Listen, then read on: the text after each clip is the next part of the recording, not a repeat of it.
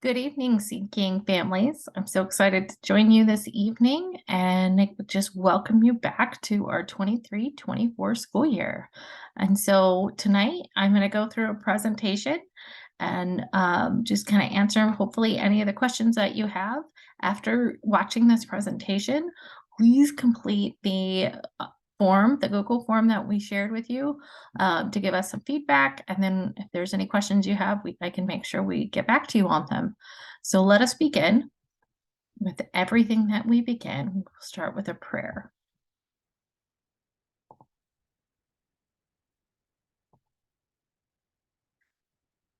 In the name of the Father, and the Son, and the Holy Spirit. Amen. Dear Lord, as our students begin a new school year, I pray that you will keep them in your care.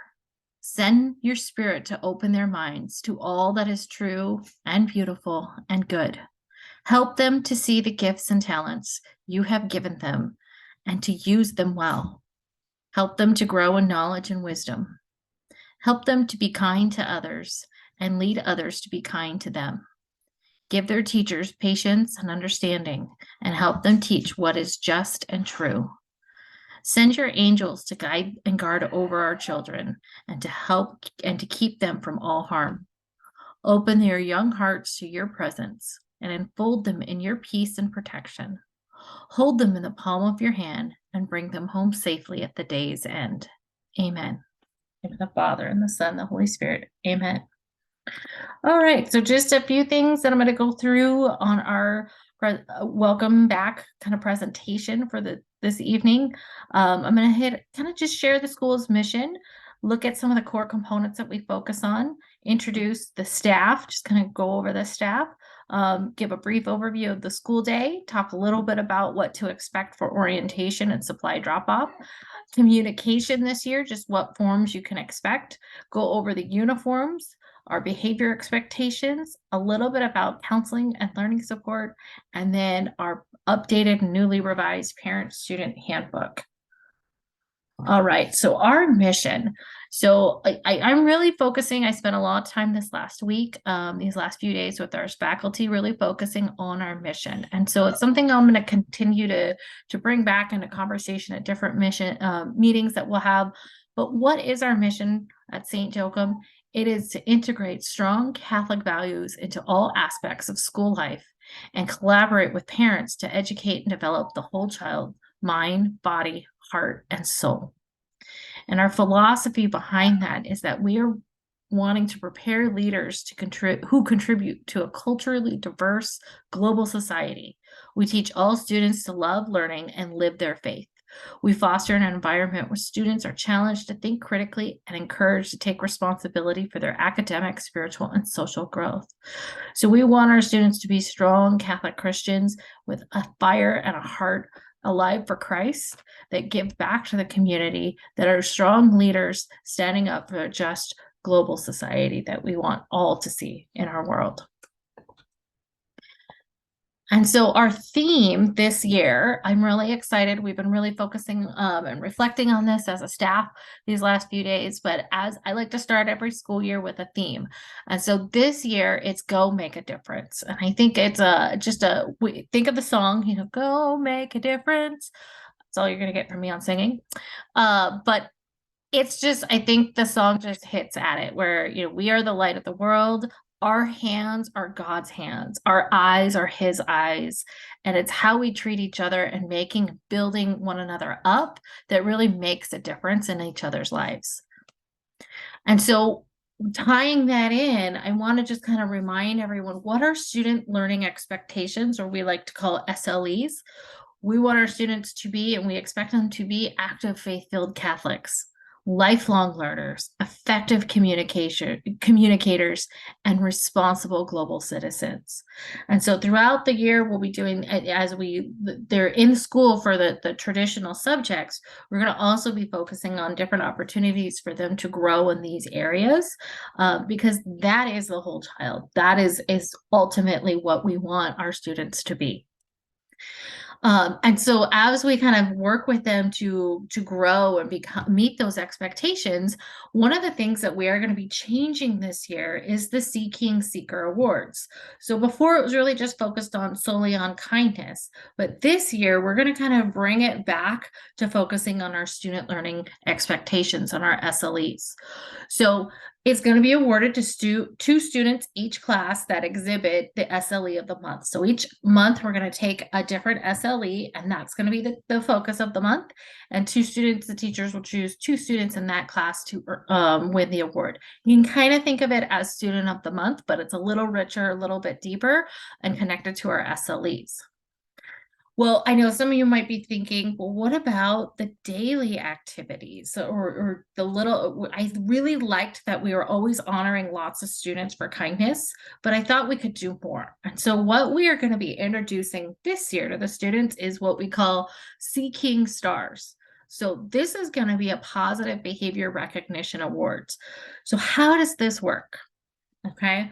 Well, if a student is being a Seeking Star, they're either displaying something with faith, respect, responsibility, safety, kindness, effort, love.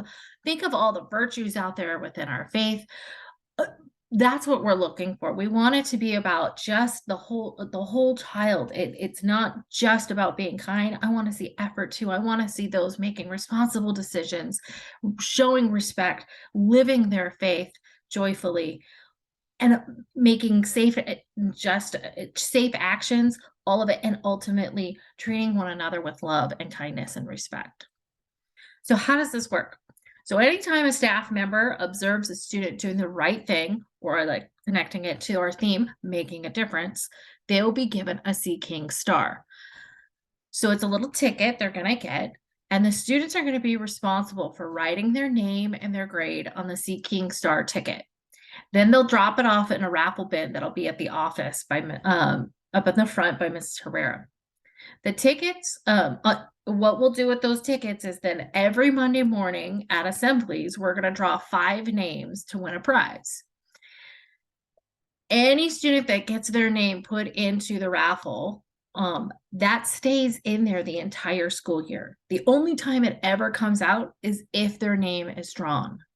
And so one of the things I really like about that is not tied to negative behavior. It is simply tied to us focusing and honoring that positive behavior. So I think the good stuff, I think the kids are going to be excited about this, is that the first ticket drawn out of the 5 tickets that we draw, the first ticket drawn, they earn a homework pass. It'll be good for 1 homework assignment for 1 class. And then they have to get the teacher's approval prior to turning it in. Doesn't count for a big project, doesn't count for a test or quiz, but just a traditional homework assignment. They'll get also a casual dress pass that they'll get to choose when to use it. And then a snack bar or store prize. We have all the awards and the incentives left over from our store that we didn't quite use last year. So they can either choose between going to the snack bar or going to the store. And then for the 2nd and the 5th tickets drawn that day, they can earn a casual dress pass and a snack bar or store pass, but only 1 student's going to get that homework pass. So this is a similar program that we did at St. Joseph, where I was at as principal before, and I really saw just great responses. It was something that allowed me as a principal to really kind of see where the students are. If I didn't, for example, if there were a few weeks went by and I wouldn't hear a certain class, like perhaps maybe it was a 7th grade. I haven't seen any 7th grade names coming out in a while. I could kind of encourage the kids and also remind the teachers to kind of be focusing on that positive behavior. And I remember one time I did that, and suddenly over the next few weeks, I started seeing more tickets from a variety of grades, not just 1 or 2, focusing on that. So I'm really excited about this. I think it's going to be a great thing for our school community this next year. So I just want to kind of remind you is that as we work to live our mission as a school community and educating that whole child, we're striving to recognize all the good your child does while promoting a positive and loving environment. That is a goal for us this year. So our school staff, now we're going to transition to school staff. So I'm not going to read everyone's names, but for the most part, we have the same school staff as last year. The majority of our folks have stayed on with us.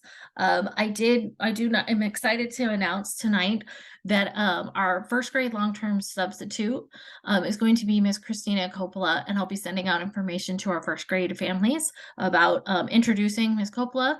She comes to us from New Jersey. But she's lived here in the Costa Mesa for the last few years, but it's ultimately back. She grew up in New Jersey, so she's really excited to be joining us this year and getting back into first grade with students. And then I've also hired a couple new aides. So we're going to have Mr. Mercado. He's been an aide at Sarah Catholic for the last several years, but the commute was a little long, so he was looking for something closer to home. So we're really excited and fortunate to have him.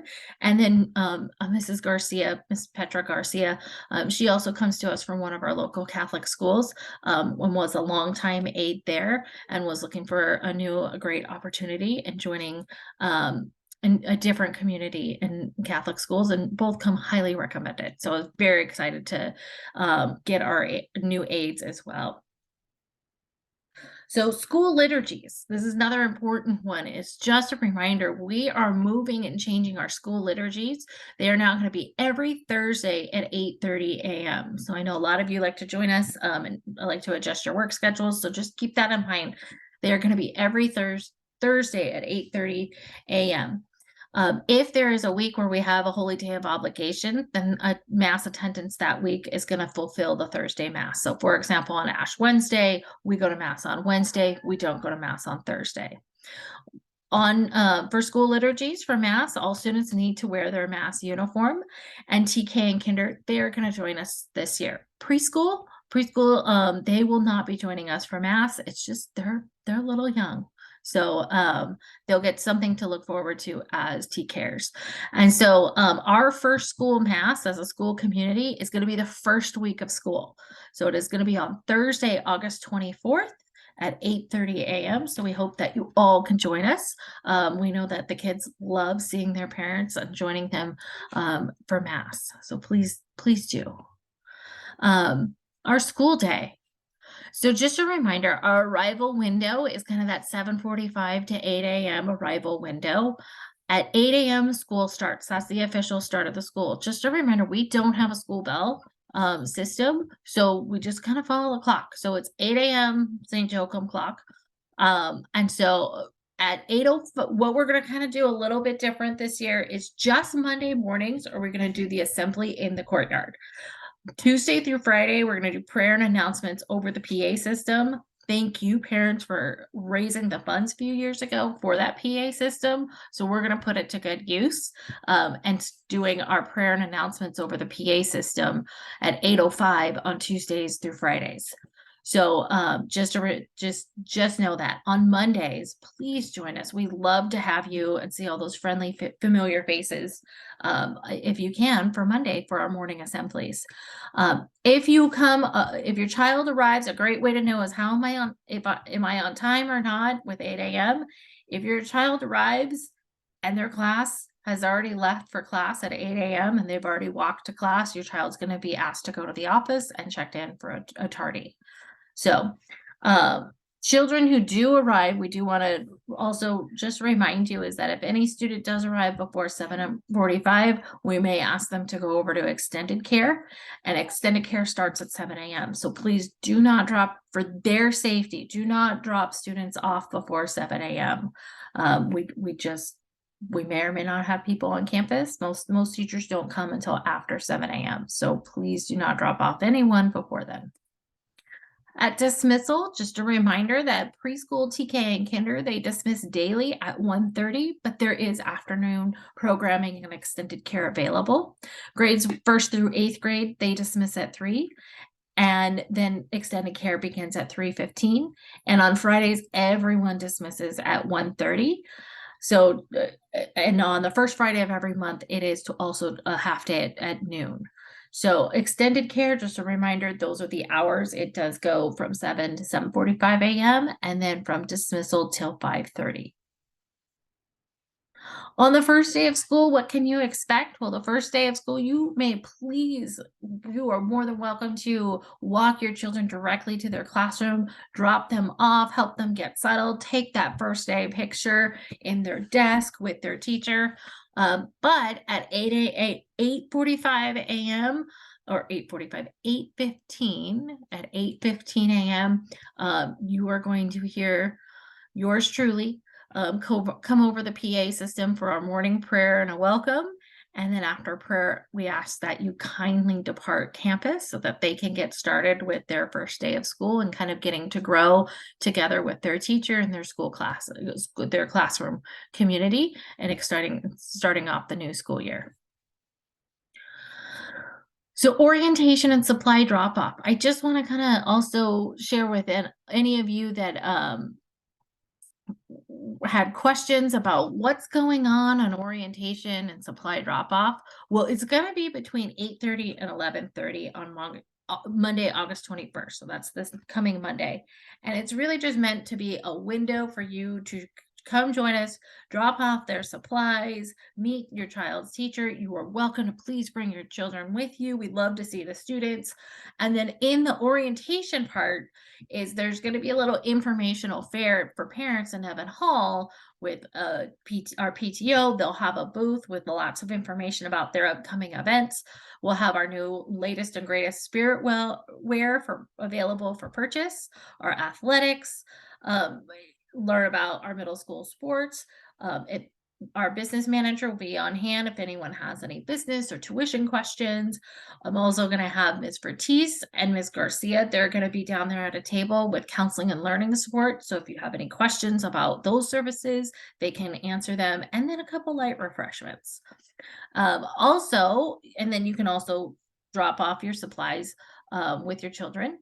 And just how we're going to open it up is at 8:30 in the courtyard. I'm going to do a nice morning prayer, and then you are all welcome then to go where you would like, either into the hall and off to the classroom. So please stop by. We're really excited to see everyone and just welcome our school community back and kind of have like a mini first day. So communication this year, this was something I got a lot of feedback from parents this last school year, was that as parents, from what I could gather, you were getting bombarded with communication in multiple different fashions, and it got to be a little overwhelming. So we tried to really simplify and kind of nail it down. We're going to try this out and hope, and there's always going to be room for improvement, but I think this is going to be a really nice, more simplified form of communication. So first one is, if you haven't downloaded it already, please download the St. Joachim app. That's where you're going to find your calendar, announcements, lunch menu through Choice Lunch, school forums, where if there's anything you need to purchase or anything, reporting absences and more. And then for fax is also where grades will be posted. So that's where you'll do all your grading, checking to see your child's progress with their grading, and then eventually online re-registration for the next school year. Class Dojo. So I know a lot of my lower grade families are familiar with Class Dojo. I've asked all the upper grades in middle school to also start using Class Dojo for teachers as one of their main forms of communication, where they're going to be posting a nice weekly update, whether it be a little newsletter or just for middle school, it'll probably be a little more simplified of just kind of any announcements for upcoming tests, projects, or quizzes, so that parents kind of have a heads up. So when their child says they don't have any tests coming up, they can confirm whether or not they do. And then, as always, emails. So emails will be sent from the office with different information. That'll be the weekly newsletter updates with the different happenings around the school. And then you can use either Class Dojo or email to communicate with the teacher. From our parents, especially with our room mom announcements, we're going to be using WhatsApp as the main form of communication. It just is going to allow people with different carriers, with different devices, whether it's an Android or an Apple. It prevents all those limitations. That's, I think, what was one of the frustrating things. I think for some is, depending on the size of the class, either the text message group wasn't didn't allow enough users for everyone in the class to join. And then we know that sometimes with just the different Androids versus Apple phones, sometimes you get booted from the text message or it doesn't all go in the same app. So we're going to just focus on using WhatsApp for this year. So hopefully that will help kind of streamline things into more just centralized locations for communication. Uniforms. All right, so preschool, you have your own set of uniforms. So the girls, they have a Peter Pan dress with school logo, and that should be worn with the modesty shorts. And the boys is continued with the classic mesh polo with the school logo with the little kids pull-on pants or shorts. Pretty simple uniform. Mass uniforms for girls, there were no major changes from this year or last year for the mass uniforms. Same with the boys. No major changes. So it's this traditional uniform that we had last year. The only change is TK and Kinder, you now get to wear mass uniforms. So make sure you kind of review that. Let us know if you have any questions on that. I know there was some, Vicky Marsha hadn't quite updated the website to reflect that, so it should now. So please let us know if you need more time getting those uniforms for TK or Kinder. We're absolutely willing to work with you on that. Regular uniforms, it is going to be the same, but this year we did continue. I did ask them to bring back the white and the yellow polos for both the boys and the girls. I know a couple of the parents have asked about dry fit. Dry fit shirts are coming. We will be eventually transitioning all the polos over from the heavier cotton mesh to the dry fit material. It's a little lighter. It washes better. The color maintains a little bit better. I actually have one from my old school from Vicky Marsha. Very comfortable.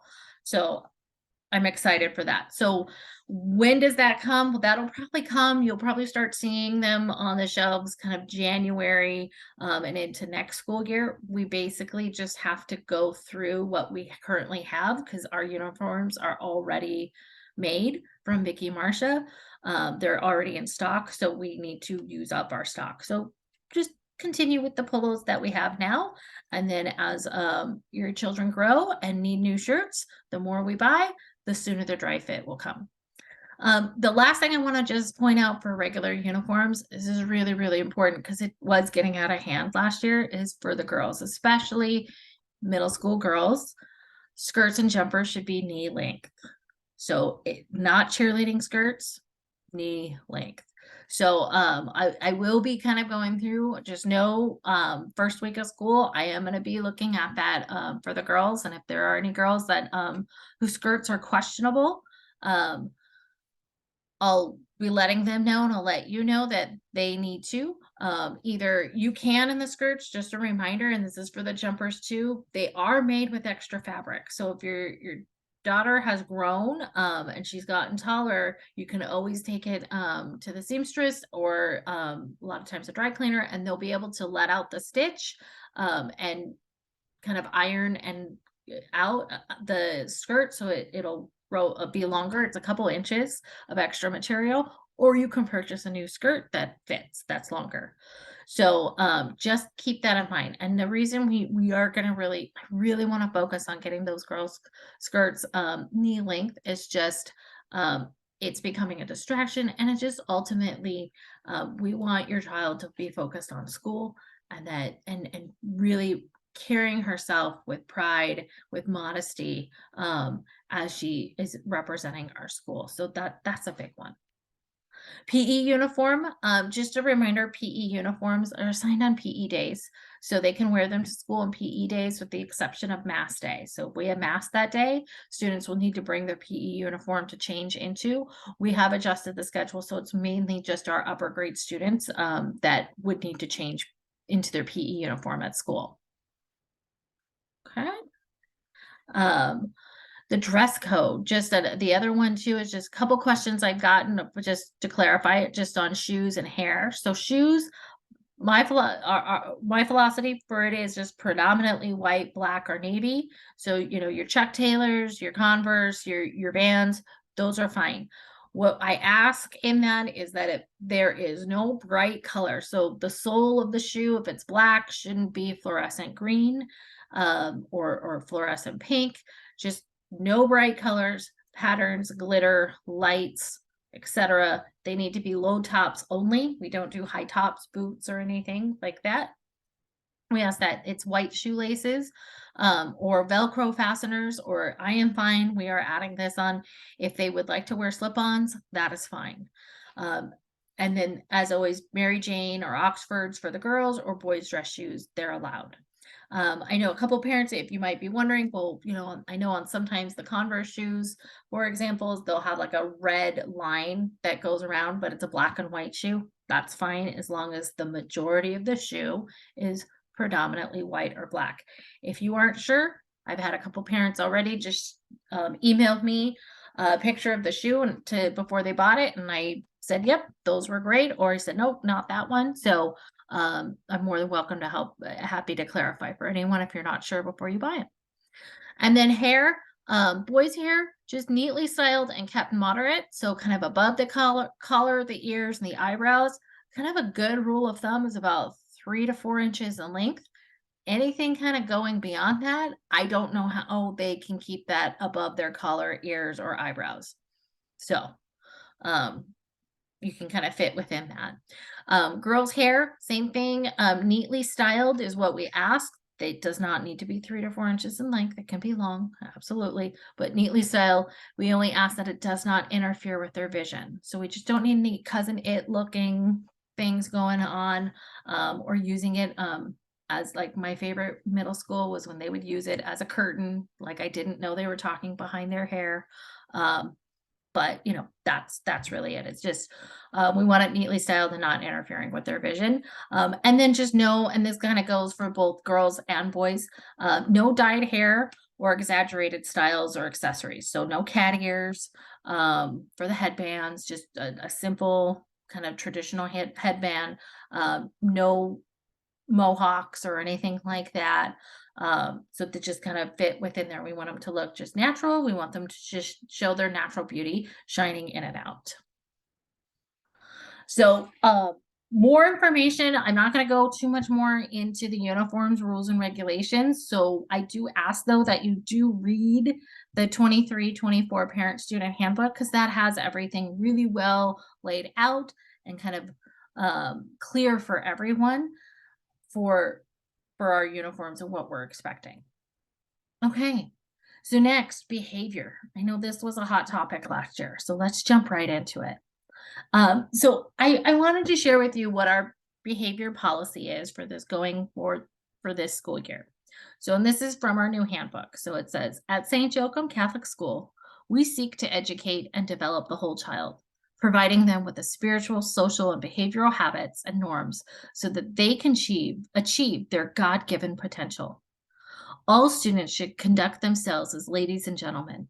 This refers to their actions towards each other, to their language, to their dress, to their manners.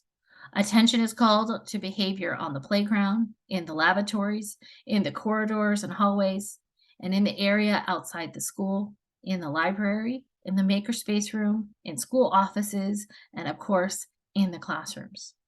In each instance which an employee acts to help a student conduct him or herself properly, emphasis shall be placed upon the growth of the student in his or her ability to discipline him or herself. So that is our goal, is that yes, we are going to have to correct student behavior. That's just their children. That's what they live to test the boundaries. So our job is, as you have entrusted your child to us, is to help them learn from that behavior so that they do develop those spiritual, social, and behavioral habits and norms that allow them to achieve their God-given potential. So how are we going to do that this year? Well, two things that I've created that will be as part of the handbook, and you will be receiving a copy of it, is the first one being our behavior matrix. So if any, some of you may have seen behavior matrix before, but it's basically a very clear chart that outlines what the expected behavior should be in various areas of the school environment. So what do we expect our students to behave in the classroom, in our hallways, in the bathroom, at recess, in church, on the playground, at assemblies. So, how do they use technology? That's what we're going to outline. So it's very clear to the students what they should be doing. They know what they shouldn't be doing. But I like to really clarify and focus on the positive. What should they be doing? And so that Seeking Stars program that I talked to you about a little bit ago, that incentive program is designed to help promote and honor these behavior expectations. That's kind of what the teachers are going to be looking for when the students are going like, well, how do I get one of those? We're going to refer them back to the behavior matrix. Well, what are the expectations in church? So what are the expectations at recess? The Seeking Seeker Awards, those also will go to students who exemplify these behaviors while connected to our SLEs. All of our behavior, the entire part of our behavior matrix aligns with our SLEs wonderfully. What about when a student is falling short of positive behavior? How are we going to correct that? This was something I'd gotten a lot of feedback from parents was we were been asking for what is the clear pathway when it comes to behavior? What are the consequences? How does it escalate? And what do we follow? So I created a discipline behavior rubric. So it's very, very clear. Every teacher is still going to have their own classroom management plan. They will have their own set of their class rules, their classroom procedures, all of that. We're not asking everyone to behave the exact same in each class. There's different personalities. Every class has personalities. Teachers have personalities. So we want it to be flexible enough that everyone is able to live their personality and be who they are, but yet have the same shared common expectations, both positive and for corrections. So K to 2, they will have a behavior rubric, and 3 through 8 will have a behavior rubric. This I designed to be very clear on how we handle disruptive behavior. Preschool and TK, that you guys, those children are just a different developmental level. So they don't have a discipline behavior rubric. It's just not age appropriate. Instead, the teachers will follow the best practices for your early childhood social and emotional development. So they're going to work with them. They kind of follow their own. But when they arrive to kindergarten, they'll kind of be starting to push and helping them grow and kind of becoming older. So here, I'm not going to read through this whole thing. I just kind of want to just outline it a little bit. So you'll see there are 4 levels. Level 1 is a minor non-aggressive behaviors. So those are kind of smaller things. Level 2 would be the kind of first set of non-Christian behavior or disrespect. So maybe that's name calling, excluding others, swearing, depending on the swear words, play fighting. Level 3 would be more severe non-Christian behavior or disrespect. So extreme profane, major arguing, throwing objects with the intent to harm. There's a big difference between actually throwing something when you shouldn't or throwing something to hurt someone. And then level 4 being severe physical contact, intimidation, and harassment, and a punching, fighting, biting. That's a kind of more severe. They'll have different times. So there's a first time, a second time, a third time, and a fourth time, depending on the level behavior. We'll just keep progressing through the consequences for the behavior. Now, I know some of you, when you're looking through this, you go, well, what happens if they get to the fourth time at a level 1 behavior? Are they, what's going to happen? I will deal with that when that happens. So if we need to do a behavior contract, we'll kind of assess that situation for those smaller behaviors, but kind of for the level 2, level 3, level 4, it's going to be well documented. And then there's just the consequences they progress in their severity as the behaviors either repeat or escalate in their severity. Middle school in our intermediate levels in 3 through 8, it follows the same pattern, but the consequences are adjusted to be more age appropriate, as well as what we consider different level 1 and level 2 and level 3, level 4 behaviors. So for example, a big change is that in um, our middle school or our 3 through 8 consequence for behavior, a level 3 would be cheating, where in K to 2, if they did cheating, it's gonna be level 1 because they're still pretty young, they're still learning, so it's kinda teaching them what to do. Now, at any point, I can add additional behaviors, or if I need to kind of move a different way through the behavior this progression, I can. If a student in the same week gets a level 1 and a level 3 behavior, I'm going to look at this and determine where's the best spot that we need to look at. And obviously, if it is a level 1 and level 3 all within the same week, I'm probably going to be giving you a phone call. But that was my goal with this, is to just kind of create a very clear outline of kind of how we're going to handle behaviors, so that there's no confusion about what happens and when. And of course, with anything, it is going to be confidential. I'm not going to be talking to other parents about what happened to specific children. I will only talk to parents about their child and their child's behavior. That's it. So just to reiterate, it is a partnership. We can't do this without you. You are entrusting your child to us. And our mission is to educate that whole child. So we're going to do this together. And I'm really thankful for your support on this. Counseling and learning support. Um, so our counselor, Ms. Vertiz, she'll visit each class once a week. She's going to be doing different lessons throughout the year focused on social emotional learning and growth. And we're really excited. We are joining and adding in a new curriculum this year called Frenzy Biblical Program. I've used Frenzy now. I've used it at St. Joseph, and I brought it to St. Anne's when I was there. It is fantastic. It is a social emotional learning program, but it is biblically aligned. So the kids are going to be looking at their behaviors and these different parts of emotions and learning social skills, but through the lens and the eyes of Christ. So I love this program. They're a Catholic based company. So we're really fortunate and blessed to have this come in. And so we'll be sending out different information closer to the launch date. We'll be launching this in sometime in September. And then just also, if any child ever needs additional support, one-on-one or maybe small group, maybe there's a dynamic that goes on between a group of friends that they want to go and work it out with Ms. Vertiz, that's what she's available for. And then if we needed to create a behavior support plan for a student to help them get back on track, Ms. Vertiz is always going to be involved in that process.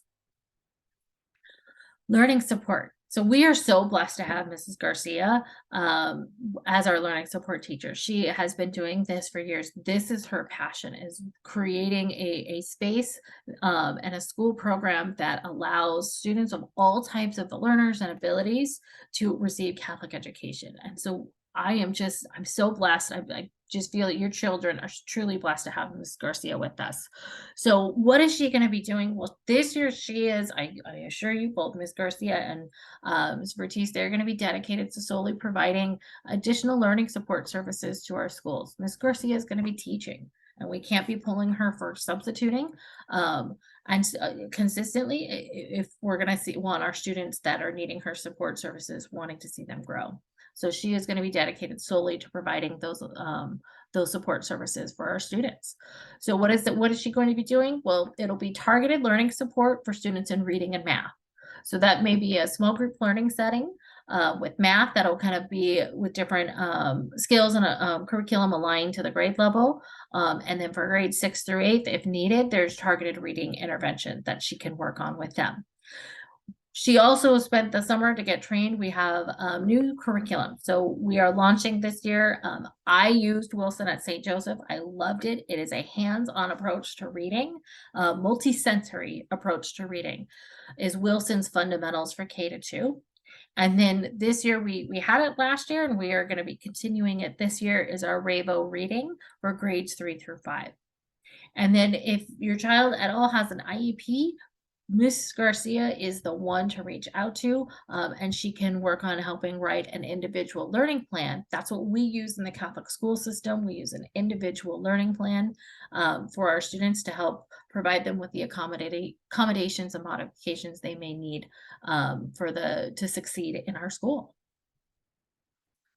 So, lastly, we're on the last one. All right, the parent student handbook. So, I have spent the summer completely revising our old handbook. I kind of honestly threw out the old and I started completely fresh.